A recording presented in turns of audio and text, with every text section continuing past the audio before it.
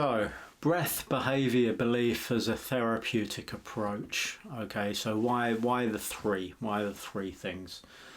So, breath is for symptom control. It's like a band-aid. It can help you to communicate directly with your nervous system, which essentially means that when you're experiencing anxiety, when you experience fear, even to an extent when you experience pain, it gives you an element of control. It's something you can go to that works within a couple of minutes to radically alter your state. So think of that like first aid. The breath is the first aid. The breath is your ability to communicate with your nervous system, and it's your ability to shift states, and kind of like a control switch.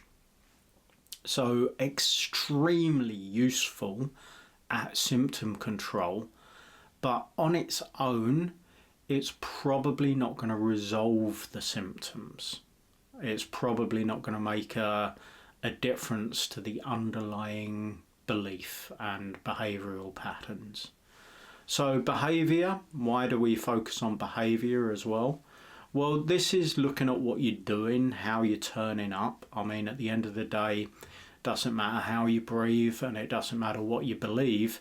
If you're out there exercising every day, walking, looking after your body, you're going to get fitter. This is kind of the I do this and so I get this. If you eat right, you're going to feel better. If you exercise the right amount, you're going to improve in your health, generally speaking. If you add enough of these behaviours together, it's going to have a more positive and beneficial impact on your health going forward. So it's very important to take an overall inventory of your behavioural patterns and look at, okay, what behaviours are taking me towards my goal? What behaviours are taking me away from my goal? What am I willing to let go of? What do I need to let go of? What detrimental behaviours am I in fact using as a coping strategy that, although, I don't want to stop drinking or I don't want to stop eating sugary food, how much of that is because it's giving you comfort, and what's the balance, what's the trade-off? So that's the behavioural element of what I do, looking at the behaviours, seeing what's positive, seeing what's negative, seeing what we can change and going from there. And then belief, obviously the belief is how we feel about the whole thing. What's our sense of identity? Now, you can do all the breath work in the world, and you can go out and you can do your hill sprints and you can do your walking and you can do all the exercise, but you're not going to stick with it unless it feels like you, unless it feels effortless and natural. I mean, you can go out and run up the down escalator if you want to. You can do the behaviours because they're good for you.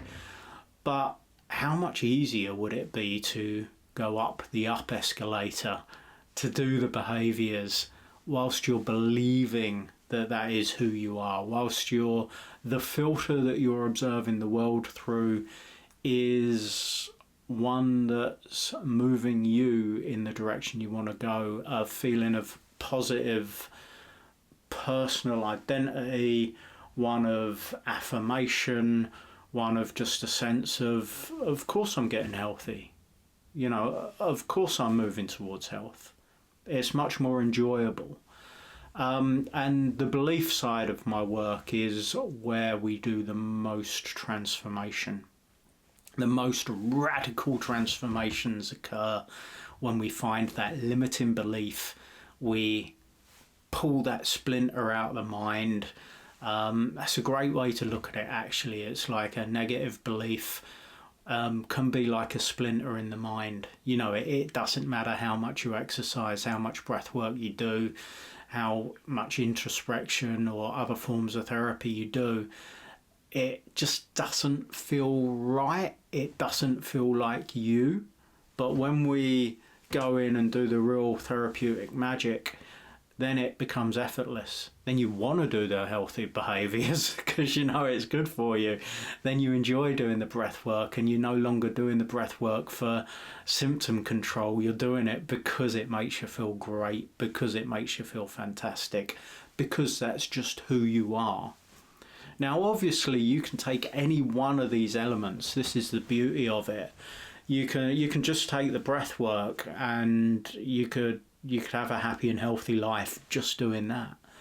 You could just take behavioural changes, and you could make the right behavioural changes and stick with them, repetition, repetition, repetition, until they do become part of your identity, and you're going to get positive results from that.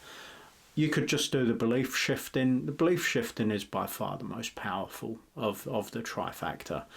But, you know, you'll do the belief shifting, and then you're just going to feel better about things, regardless of whether you do the behaviours, regardless of whether you do the breath work. You can feel more accepting, more loving, more calm, more just at ease with whatever's going on for you health-wise. But why not use all three? Why not use the breath work for the symptoms, the behaviour to move you in the right direction, and the beliefs to feel better about it while you do it? It's a beautiful little combination. It is what I've dedicated my life to. I've been doing breath work myself for over 20 years.